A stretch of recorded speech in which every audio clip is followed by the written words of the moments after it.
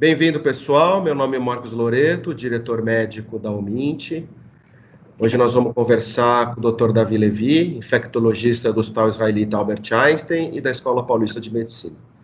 Nós já tivemos a oportunidade, há exatamente um mês atrás, de uma primeira conversa com o Dr. Davi Levi, quando a gente estava começando essa discussão toda sobre a Covid-19. E agora, passados 30 dias, a gente vai renovar essa conversa. Primeiro, perguntando para o Dr. Davi como é que está hoje a Covid-19 aqui no Brasil, na percepção dele, e como as coisas estão caminhando aí nesse um mês de evolução da pandemia. Bom, agradeço mais uma vez o convite, Loreto, e, na verdade, essas perguntas nunca têm uma resposta rápida e direta, né?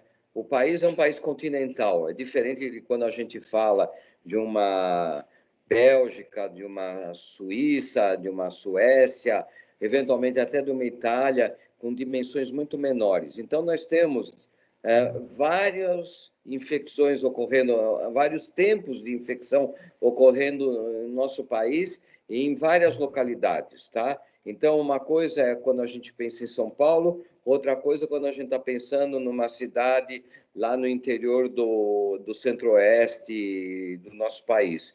Então, eu acho que nós temos timing diferente de cada um desses locais.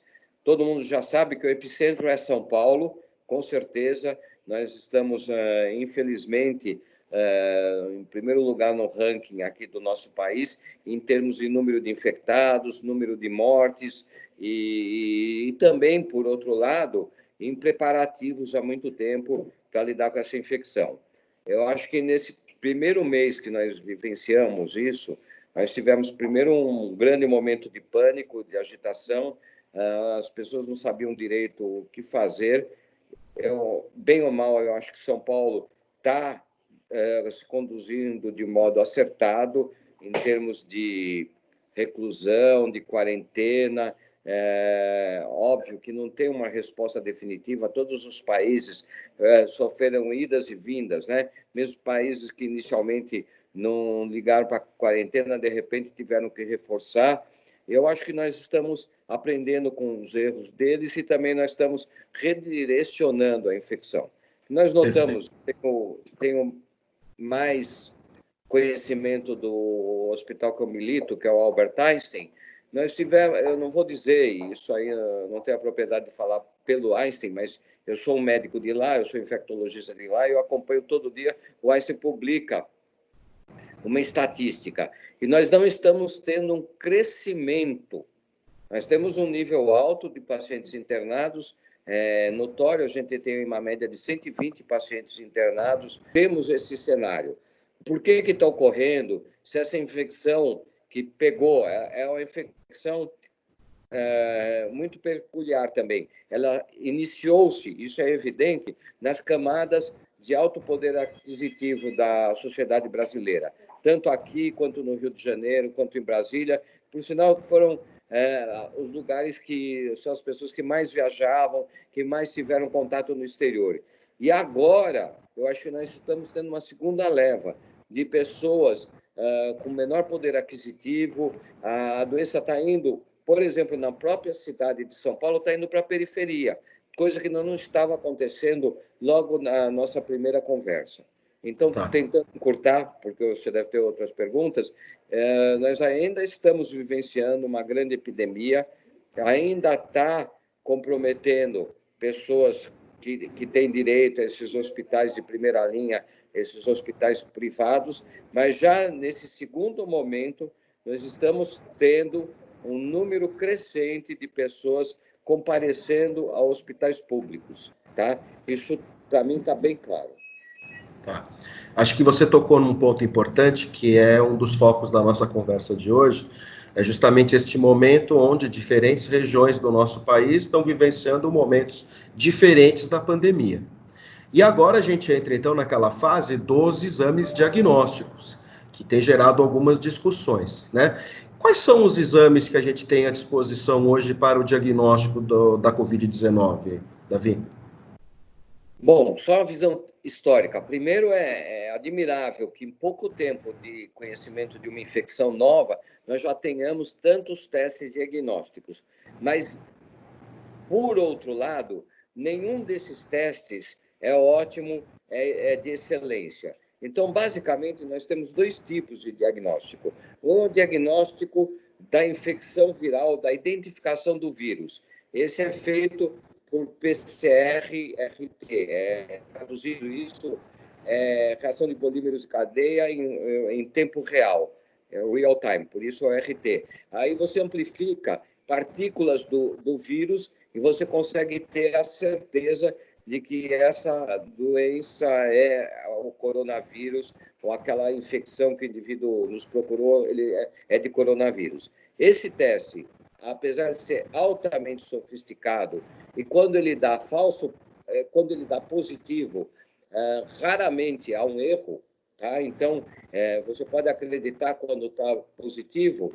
Ele, apesar de ser um teste muito bom, quando ele dá negativo, você não pode afastar totalmente o caso, o quadro clínico daquele paciente de não ser um coronavírus.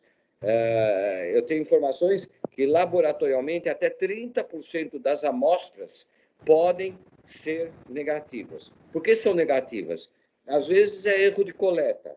Você tem que coletar secreção nasal e de orofaringe, e pode haver erro na coleta. Segundo, mesmo a técnica sofisticada não conseguiu amplificar o RNA. Às vezes você vai ter que procurar secreção brônquica. E, obviamente, é um exame muito mais difícil e mais voltado para aquele paciente já mais grave e que esteja em ventilação mecânica. Então, esse é o primeiro teste. O segundo teste é um teste onde você vai fazer a sorologia. Então, ele é um teste indireto. Ele vai procurar anticorpos de alguém que esteja com o coronavírus ou que já teve a infecção pelo coronavírus, mesmo de forma assintomática, com pouquíssimos sintomas, ele desenvolve anticorpos. Então, é um teste mais indireto, ele não é direto. O primeiro que eu falei é direto. Esse segundo é indireto e também tem erro. Por que ele tem erro? Primeiro, porque nós ainda não temos vivência e não conseguimos elaborar testes, ou nós, que eu digo é a medicina, mas as pessoas mais voltadas ao laboratório ainda não têm kits muito bons e altamente sensíveis. Eu ainda temo, e eu não posso te dizer com maior propriedade, quais são os melhores testes, mas seguramente aqueles testes rápidos apresentam mais falha do que os testes sorológicos, que são com coleta de sangue total ou de plasma e que você precisa de 1 ou 2 dias para ter o resultado. Os testes de ponta de dedo, ou que são feitos na coletividade, sem muita sofisticação, eles perdem em sensibilidade. Isso tem que ficar bem claro para todo mundo, tá?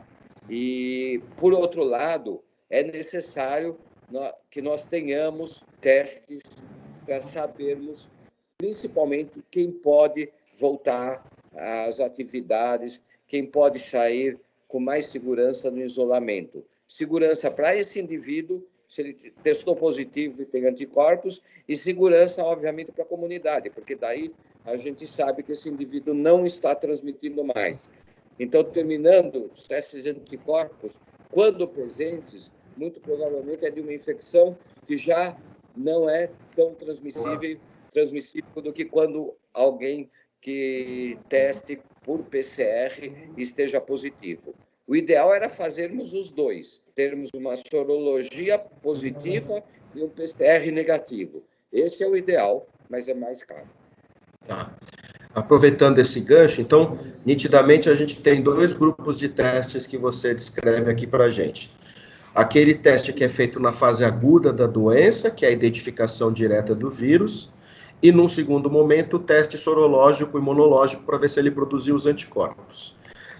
Quando que a gente pede o PCR e quando que a gente pede o teste imunológico? Tem uma sequência lógica que a gente deva seguir para solicitar esses exames, Davi? De certa forma, tem. Acho que isso não está padronizado também.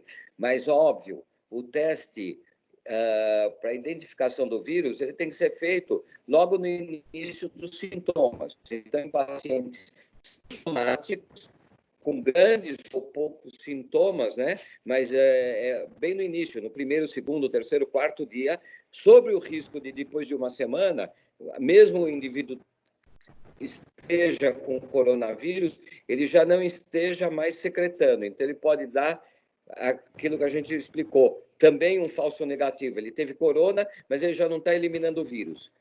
Isso pode acontecer. Então, melhor que se faça nos 5, 6 primeiros dias antes, se faça o PCR ou o teste para identificação viral. Já ao contrário, o teste imunológico é melhor que se faça depois de 10 dias do início da infecção. Aí sim a gente vai ter anticorpos mensuráveis, a gente vai ter, ou teria que ter, a presença desses anticorpos confirmariam que o indivíduo teve infecção.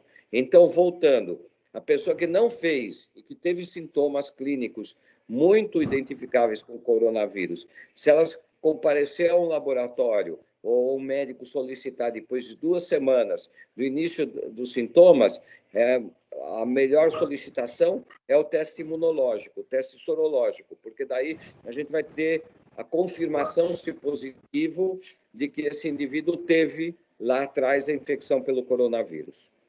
Perfeito. E essa questão dos testes rápidos, o que é o teste rápido? Ele é um teste imunológico? O que é exatamente isso? Ele é um teste imunológico, ele também procura IgG e IgM, mas ele vê um pool de anticorpos, né? Ele é um teste que muitas vezes é feito apenas com uma gota de sangue, um exame de sangue colhido em ponta de dedo.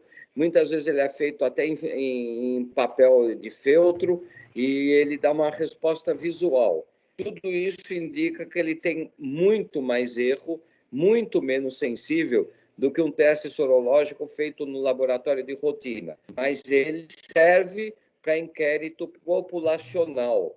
Então, ele é muito interessante para o Estado, no sentido de que sair aí e tentar, numa comunidade, obviamente com critérios de coleta e com seleção de pacientes por amostra populacional, muito semelhante ao que a gente faz, por exemplo, em avaliação eleitoral aí, que a gente faz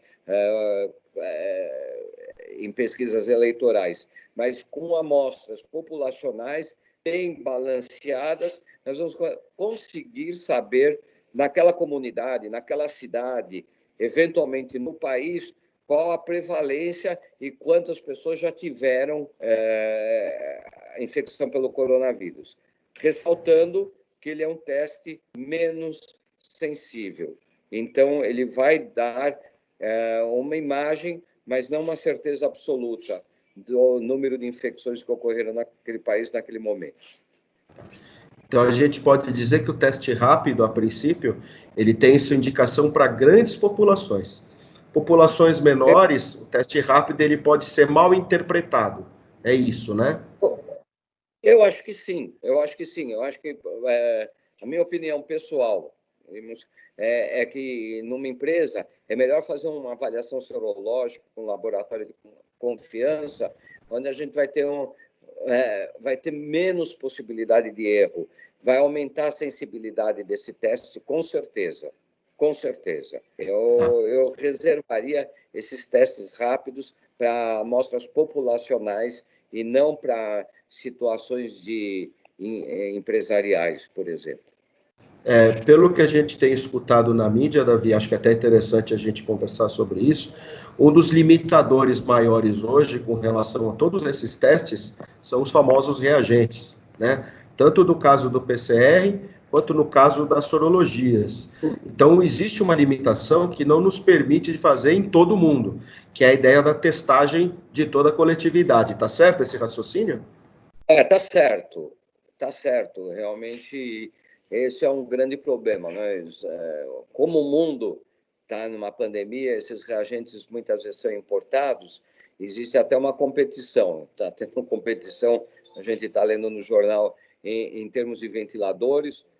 Acabei de ler hoje de manhã no jornal que se desenvolveu um ventilador nacional, mas falta uma válvula, essa válvula é suíça, e com isso a gente não consegue lançar os ventiladores, porque a gente depende da importação dessa válvula suíça, que não é fabricada aqui no Brasil. Quer dizer, é um pequeno elemento, apesar de ter um desenvolvimento do ventilador aqui, obviamente, sem essa válvula, ele não vai funcionar. Então, a gente tem todo esse problema. É a mesma coisa. A gente vai precisar desses reagentes, muitos deles são importados, e a gente não está tendo condição, até porque está tendo um leilão aí terrível e aumentando muito os preços desses reagentes, das válvulas, dos insumos, e principalmente para nós, nós nos tornamos menos competitivos, né, em termos comerciais. Estamos lidando com países muito grandes e poderosos, né? Isso, de uma certa forma, explica por que nós estamos testando os pacientes sintomáticos e que acabam tendo que ser internados, porque esses efetivamente são aqueles que nós vamos ter certeza que são portadores do vírus para um tratamento diferente. É isso, né? Sim, eu particularmente, vários pacientes, mas vários mesmo, até associados aí propriamente, eu acabei fazendo diagnóstico até por telemedicina, pessoas que descreveram basicamente os quadros clínicos de forma leve, lógico, não necessitaram internação, ficaram no seu domicílio, mas eu, com certeza, eles descreveram quadros que preenchem vários critérios para serem infecções pelo Covid, né?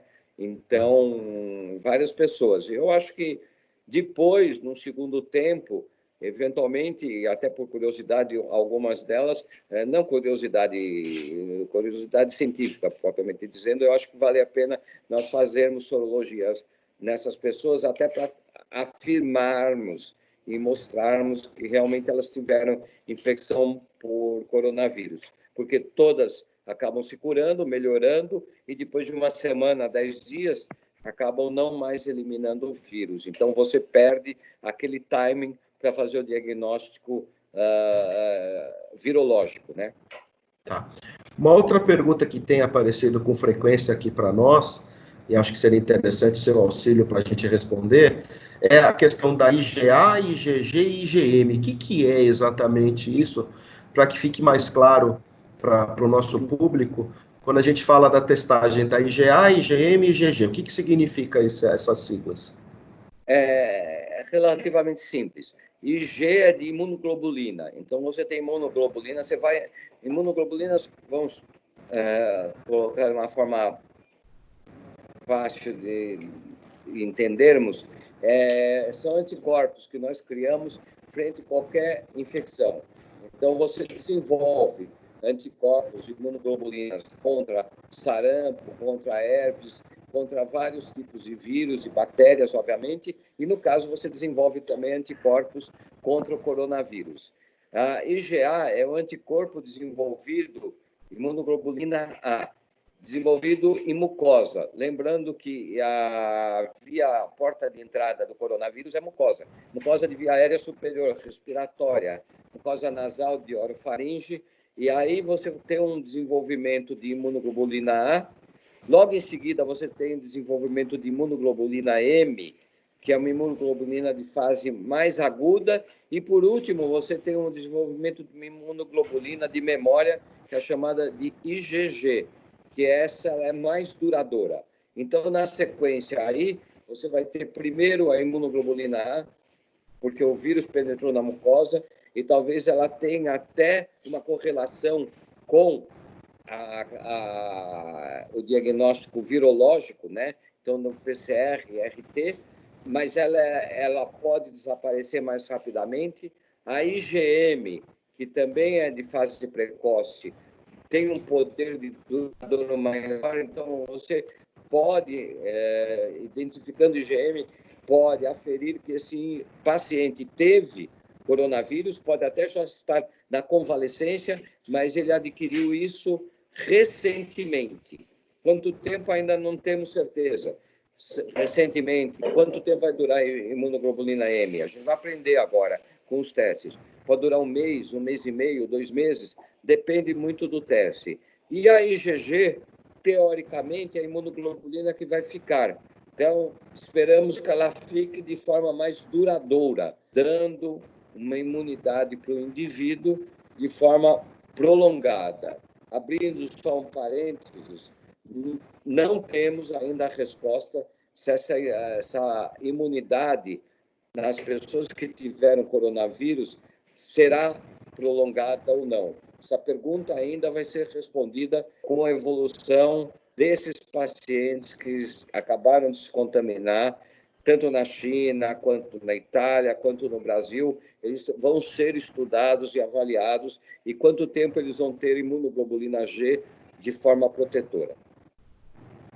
Tá. De qualquer forma, a IgG ela passa a ser um passaporte aí para uma imunidade, ou seja, a pessoa já está imunologicamente preparada ou já tem o anticorpo produzido contra o coronavírus e com isso ela poderia sair do isolamento social, tá certo? Então, essa seria o certificado, vamos colocar dessa forma, que autorizaria essa pessoa a sair do isolamento social e voltar a circular normalmente.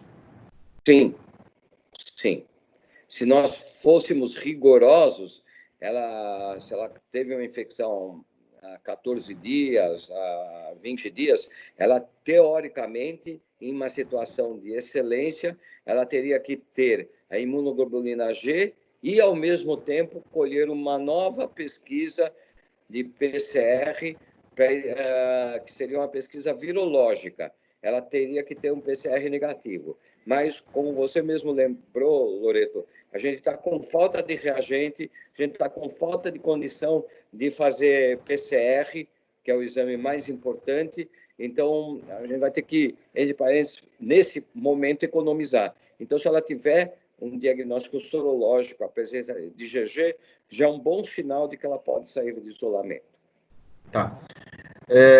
Para a gente encerrar esse tema da testagem, só reforçar mais uma vez a questão dos testes rápidos. Então, hoje, os testes rápidos são vários, são inúmeros, a gente tem recebido uma demanda muito grande desses testes. Infelizmente, ainda não há um teste que tenha uma confiabilidade ou uma sensibilidade segura. Isso confere, realmente é isso que a gente tem percebido, esses testes rápidos ainda carecem de ter alguma análise um pouco mais rigorosa de sensibilidade, é isso mesmo? Com certeza. Eu tenho informações, os grandes laboratórios, os laboratórios mais conceituados aqui do estado de São Paulo, em particular da cidade de São Paulo, compraram alguns testes e fizeram validação. Vários deles foram rejeitados pelos controles de qualidade por falta de sensibilidade, por darem muitos falsos negativos. Então, tem muita gente vendendo, né?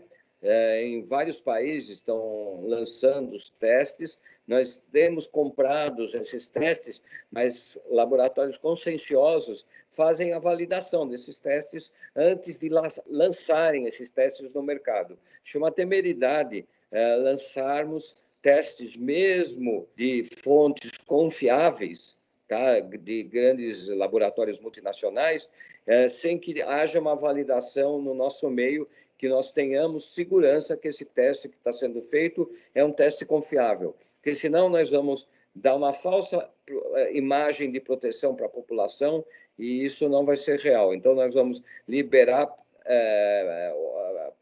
falar de pessoas que nunca tiveram e, na verdade, já tenham tido, ou até ao contrário, que é pior cenário, falso positivos, tá? Pessoas que supostamente tiveram presença de imunoglobulina G, e, na verdade, é uma reação cruzada com outro vírus, e você dá uma falsa tranquilidade para essa pessoa e ela acaba contraindo a infecção por Covid aí na sociedade. Então, a gente tem que tomar muito cuidado. É óbvio que os laboratórios, pelo menos os mais conscienciosos, estão tentando validar e comprando kits laboratoriais mais confiáveis. Tá? Tá, perfeito. Agora, mudando um pouquinho para a gente encerrar, a questão do tratamento da doença, do coronavírus. A gente sabe que as medidas sintomáticas são as iniciais, o isolamento social como mecanismo preventivo, a higiene respiratória, etc. e tal. Para os pacientes que ficam em casa, basicamente tratamento sintomático. Para os pacientes que internam, a gente está vendo várias opções de tratamento. Gostaria de ouvir a sua opinião, Davi, a respeito da questão do tratamento hoje do coronavírus, como é que ele vem caminhando aí na instituição que você trabalha e na sua prática pessoal, por favor. Olha, primeiro a qualidade do serviço. Os indivíduos graves e que têm necessidade de serem transferidos para uma unidade de terapia intensiva, dependendo da qualidade do serviço, é aquele tratamento básico, um bom suporte ventilatório, uma boa enfermagem, uma boa fisioterapia, uma equipe de intensivistas de primeira linha, isso é o que faz a diferença para a evolução do indivíduo. Eu não tenho dúvida disso. Todas as outras medidas e todos os outros tratamentos, a gente acha que até pelo pânico mundial, está todo mundo procurando uma bala mágica, né? Procurando um tratamento, e às vezes de uma forma muito simplista, né? Hidroxicloroquina, algum remedinho que solucione todos os casos. E não é assim. Nós não temos ainda nenhuma droga efetivamente comprovada que tenha uma opinião unânime dos médicos de que possa ser usada em todas as ocasiões. Então, existem algumas drogas injetáveis com vários efeitos colaterais, alguns imunomoduladores, algumas substâncias que aumentam a imunidade, como imunoglobulinas, por exemplo, que são dadas em terapia intensiva em pacientes mais graves e que podem fazer a diferença. Alguns pacientes são individualizados, e é isso julgado à beira do leito. Nós estamos, e está uma discussão mundial, e, de certa forma, o meu modo de ver é um pouco temerária, porque até pessoas que não são afeitas à área médica querem dar palpite e querem procurar ou lançar os tratamentos que eu chamo de mágicos. Vamos dar essa droga e solucionou o problema e acabou, e bola para frente, podemos sair de quarentena, é só fazer isso e distribuir para a população e tudo bem. Acho que a gente está ainda... Eu sei que todo mundo quer uma resposta rápida, mas a gente não pode ter essa resposta rápida. A medicina demora, é muito rápido para nós, mesmo 2, 3 meses de estudos. Isso para nós, assim, nós dois sabemos, Loreto, que uma droga, não nessa situação epidêmica, às vezes demora 2, 3 anos para ser lançada, depois de milhares de testes, né? E nós queremos respostas em 15 dias. É difícil, eu acho muito difícil. Pelo menos precisamos de um período. Os americanos usam o termo de fast track, é uma linha rápida, né? Para que você possa liberar uma droga. Mas essa droga tem que ter segurança. A gente precisa de um pouquinho mais de tempo para dar uma resposta com estudo controlado, randomizado, que estão sendo feitos. Inclusive no Brasil, esses grandes hospitais estão fazendo estudos correlatos com todo mundo. A gente vai ter essa resposta, mas não é de um dia para o outro. Perfeito. Acho que perfeito. Queria agradecer muito. Acho que foi bastante rica essa nossa conversa, essa nossa discussão. Essa questão de ter um acompanhamento médico, a indicação do teste na hora certa, sempre com o apoio de um médico solicitando, é fundamental nesse momento.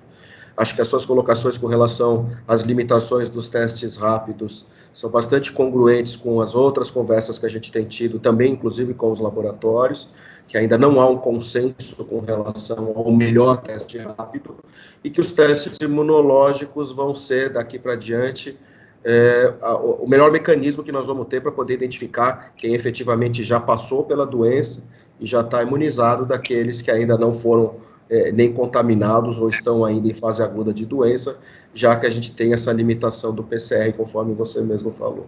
Tá? Então, muito obrigado, Davi, mais uma vez aqui conosco, normalmente pela parceria. Acho que o nosso principal ativo são vocês, e tê-los para nos auxiliar nesses momentos que são tenebrosos, onde há muita, a gente não conhece direito, estamos aprendendo juntos, é fundamental para ajudar a esclarecer a nossa população e o nosso público aqui da UMIT. Então, meu muito obrigado de todos nós aqui da direção e de toda a empresa pela sua parceria e pelo seu apoio.